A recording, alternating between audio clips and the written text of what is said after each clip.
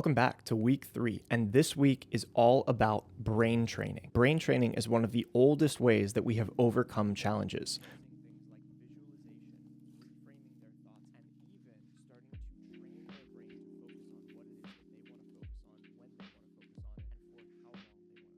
To illustrate the power that brain training really has, especially when it comes to visualization, I want to tell you about a quick study. There was a study that was done with college students who were pianists, and what they did was they had a control group who was just going to practice playing piano for 6 weeks, and they had another group that was going to just visualize playing piano for 6 weeks. What they found was that by the end of that time, obviously, the people who practiced on the piano got better after that 6-week time, but they found that there was between a 15 and 20% increase in the group that only visualized playing piano. And they even found that when this group was visualizing playing piano, there were motor responses that were firing as if they were pressing the actual keys. But the brain actually makes no distinction between what is imagined and what is real. Think about some of the problems that you have to solve on a daily basis at work. How much do you prepare to solve those problems? How much do you visualize the outcome that you want versus thinking about all of the ways that it could possibly go wrong? If your brain makes no distinction between reality and imagination, how many times on a daily basis are you creating a reality where you have already failed? When we choose to focus on only the negatives, we are training our brain to seek those out. We have this capacity to train our brain in the way that we want to or in the way that we don't want to. We have to start to be able to unwind some of those negative habits surrounding how we use our mind and how we use our body.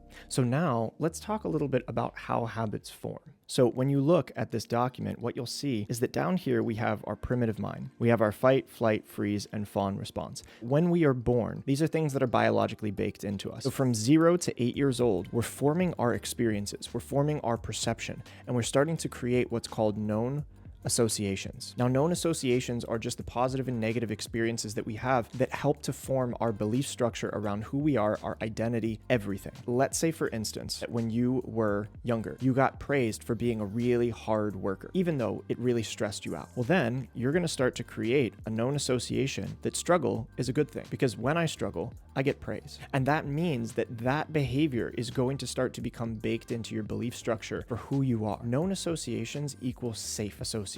It equals safety in your brain, because your brain is a prediction machine. Anything that is known becomes safe. Anything that is unknown becomes unsafe. The subconscious mind is 88% of ourselves. That means that it governs all of our behaviors. It governs all of our actions. When you go on autopilot, anything that's down here from 0 to 8 years old, that's the default mode. Above that, we have what's called our critical filter, which starts forming after we reach beyond 8 years of age. Think about this almost like the bouncer at a nightclub. This critical filter decides what goes into our subconscious mind and what stays out of our subconscious mind. Now, let's say that you, in your conscious mind, decide that you don't want to be stressed at work anymore. You take that thought from your conscious mind, and much like trying to get into a very exclusive club, you go to the bouncer, the critical filter, and you say, hey, I want to stop being stressed at work. And the critical filter says, let me double check with the subconscious mind. Let me see who's in the club and see if you fit the narrative of the club.